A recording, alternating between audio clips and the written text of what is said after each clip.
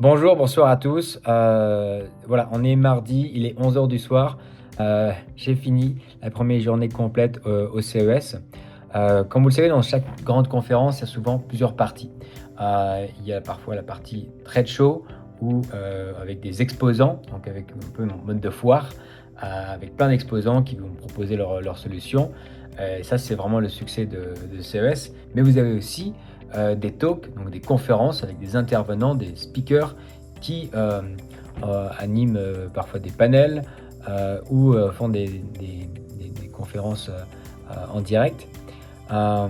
Et donc, en effet, cette semaine au CES, les talks les plus intéressants sur le futur de la santé étaient ce matin. Donc, je me suis plutôt concentré à aller voir plusieurs de ces talks qui étaient sur des sujets extrêmement intéressants. Et demain, on ira plus en effet voir les exposants, donc avec pas mal de pépites, y compris françaises, qu'on pourra voir. Donc certains que j'ai pu rencontrer déjà. Euh, mais donc voilà, pour faire le débrief, du coup, j'ai commencé par une conférence euh, qui s'appelait Innovating for Women's Health, Closing Gaps to Unlock $100 billion Market.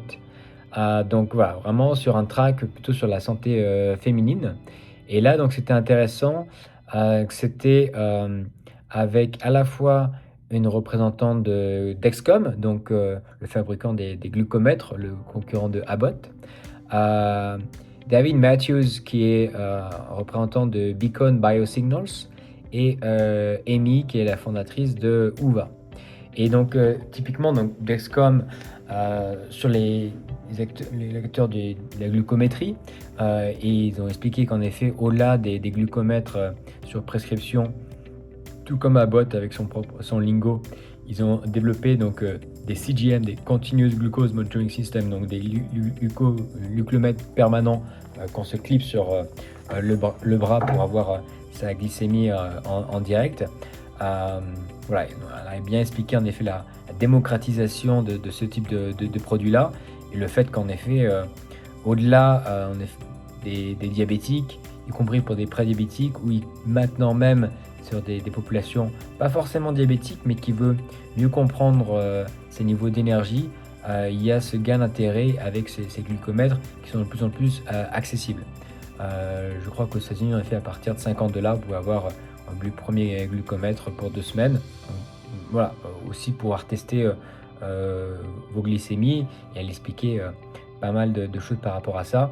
Plus tard, je suis allé voir un autre talk avec Abbott, donc, et avec son ambassadrice phare, Serena Williams, sûrement la plus grande joueuse de tennis de l'histoire, qui du coup expliquait comment elle utilisait aussi le CGM au quotidien avec son mari et que ça lui permettait de mieux comprendre en effet comment mieux manger, mieux dormir.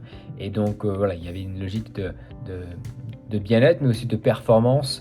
Et donc voilà, je pense que c'est un des thèmes aussi qu'on a au CES, c'est à la fois la démocratisation d'équipements qui étaient historiquement médicaux et le continuum au-delà de la pure santé, simplement la prévention de maladies ou le traitement, l'encadrement de certaines conditions, c'est d'aller aussi sur la partie performance, optimiser sa vitalité. Donc voilà, dans une logique aussi de praticité, de bien-être, de productivité de ces équipements médicaux.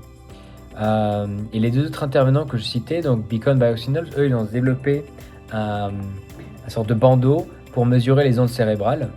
Et la troisième intervenante était sur les hormones. Et donc, en effet, c'était vraiment une confirmation que les deux types de biomarqueurs qui vont être de plus en plus démocratisés, de la même manière que les CGM ont démocratisé ou démocratisé encore l'accès à la glycémie, c'est vraiment les hormones et les ondes cérébrales. Et y compris dans cette logique-là également, donc Amy, elle expliquait bien, donc là c'était un talk sur la santé féminine qui avait des sujets de fertilité, mais aussi simplement d'énergie, qu'elle-même avait été plusieurs fois mal diagnostiquée, et que du coup sa solution permettant de mieux mesurer ses niveaux d'hormones lui ont permis de reprendre possession finalement de sa santé. Et David Matthews, donc lui avec encore une fois le bandeau peut mesurer les ondes cérébrales, de pouvoir encore mieux mesurer le sommeil qu'avec une Oura Ring par exemple, donc mesurer aussi les cycles de sommeil. Et on sait que le sommeil, c'est la fondation de la santé. Si vous dormez bien, justement vos hormones de la faim comme la leptine ou de la satiété, l'hormone de la faim, la gréline, et la satiété, la leptine, seront mieux régulées, donc vous allez manger mieux. Vous dormez bien, vous mangez mieux, vous allez pouvoir faire du sport. Vous dormez bien, vous mangez mieux, vous faites du sport, vous avez une meilleure santé mentale, donc vous dormez mieux. Et donc c'est un cercle vertueux. Et à l'inverse, si vous dormez mal, vous allez mal manger, vous n'allez pas avoir l'énergie pour faire du sport, du coup vous allez déprimer, et c'est un cercle vicieux. Et donc voilà, c'était un premier talk intéressant qui confirmait en effet ces différentes tendances. Ensuite, j'ai assisté à un talk de GLP-1 Effect. Là aussi, encore une fois, sur un track sur la santé féminine. Et donc, il y avait une représentante de Eli Lilly, qui est le plus grand groupe pharma américain en lien avec les GLP-1. Et aussi avec Kim Fisher, qui était une très bonne intervenante, qui était du Innovation Institute for Food and Health. Et vous expliquez en effet que les GLP-1, donc ces médicaments comme le Wegovy, l'Ozempic, que certains d'entre vous ont pu entendre parler, qui étaient à la base faits pour des diabétiques, qui ensuite étaient repurposés pour l'obésité et qui fait un carton extraordinaire aux États-Unis. Encore une fois, il y a près de 3/4 des Américains qui sont en surpoids ou obèses. Donc ces médicaments-là, en fait, permettent d'avoir des niveaux de satiété atteints beaucoup plus rapidement. Et au-delà, en fait, du cas obésité, il y a pas mal de bénéfices, en fait, à ces médicaments. D'ailleurs, les intervenants expliquaient que, y compris pour réduire les addictions, puisque ça impactait en fait les niveaux de dopamine, les addictions par exemple à l'alcool, donc les alcoolismes, à l'addiction au jeu aussi, jeu de hasard, donc on est à Las Vegas, c'est assez ironique. Donc voilà, ça permettait aussi de réduire ça. Parler aussi du food noise, donc en effet, parfois voilà, les petits besoins de snacker, etc., de prendre des petits encas quand notre niveau de satiété n'est pas atteint, et ensuite qui pose des problèmes d'énergie. Donc voilà, c'est que c'est là aussi des cercles vicieux ou vertueux en fonction. Et donc c'est vrai qu'il y a pas mal d'essais cliniques, d'ailleurs aussi pour que les GLP-1 puissent être aussi repurposés comme des médicaments pour la longévité. Donc on pourra avoir des patients qui pourraient prendre des GLP-1 pour la perte de poids, et qui même après avoir perdu leur poids, non seulement pour la maintenance, mais aussi pour les bienfaits en termes de longévité. Encore une fois, je le disais, voilà, c'est que si on mange moins souvent, on fait moins, on utilise moins son système digestif, donc voilà, on a parfois moins d'inflammation, une meilleure énergie mentale aussi, moins de pics aussi de glycémie par rapport à ce qu'on va manger. Donc voilà, c'est que ces GLP-1, il y a aussi potentiellement ce potentiel-là sur la longévité, a fortiori qu'il y a des essais cliniques avec des GLP-1 qui pourraient être au format pilule, donc pas simplement les injections. Aujourd'hui, faut s'injecter hein, des formules qui sont plutôt liquides. Et donc là, potentiellement, directement des pilules, potentiellement même une pilule par semaine.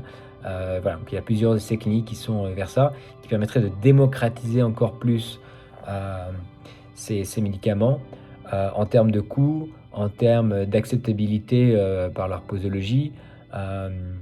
Et donc voilà, il y a des vrais potentiels par rapport à ça.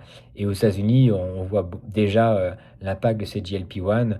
Il y a des millions de consommateurs, des millions de patients qui utilisent ces GLP-1, qui sont de plus en plus accessibles. Maintenant, il y a des compounds, donc pour quelques centaines de dollars par mois, sachant que souvent, quand on prend ces GLP-1, ben, on va réduire aussi ses dépenses alimentaires. Donc, parfois, c'est aussi pas forcément mauvais pour son budget, en plus d'être meilleur pour sa santé.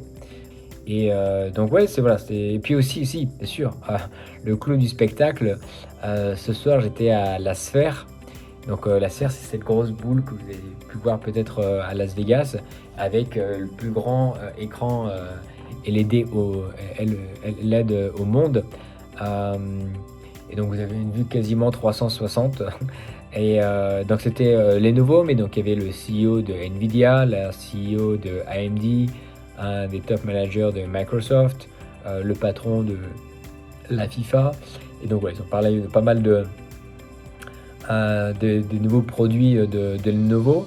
Le produit qui m'a le plus intéressé, c'est qu'ils vont développer alors, un petit pendentif, donc avec une caméra, euh, pour pouvoir être votre assistant. Donc voilà, comme vous le savez, moi je porte des lunettes intelligentes avec des caméras et donc je peux interagir avec l'intelligence artificielle par rapport à ce que je vois. Mais donc là, les nouveaux, ils arrivent sur un pendentif. Donc moi, je porte un autre pendentif qui s'appelle Omi. Donc là, en effet, là, c'est juste un micro. Donc ça permet d'enregistrer des réunions et d'avoir déjà mon compte rendu qui est fait sans avoir besoin de prendre de notes. Euh, donc voilà, les pendentifs, c'est une tendance aussi du CES 2026. Les grandes tendances du CES cette année encore, c'est la démocratisation de l'accès aux données liées à la santé. C'est la consumérisation du coût de la santé. C'est-à-dire que les consommateurs en direct peuvent non seulement accéder à leurs données de santé, mais aussi à des solutions de santé. Donc, plus forcément besoin de passer par la case médecin. Et aussi, encore une fois, toujours plus dans cette logique de prévention. Donc de pouvoir mesurer les bonnes habitudes, de pouvoir prévenir les risques, de pouvoir les détecter au plus tôt et au cas échéant avoir du coup des traitements plus personnalisés. Et demain, on ira faire la tournée des stands. Donc après cette journée plutôt avec des talks et des conférences, demain, on ira plutôt voir les exposants. Voici le débrief du premier jour du CES. Merci, bonne journée, à bientôt.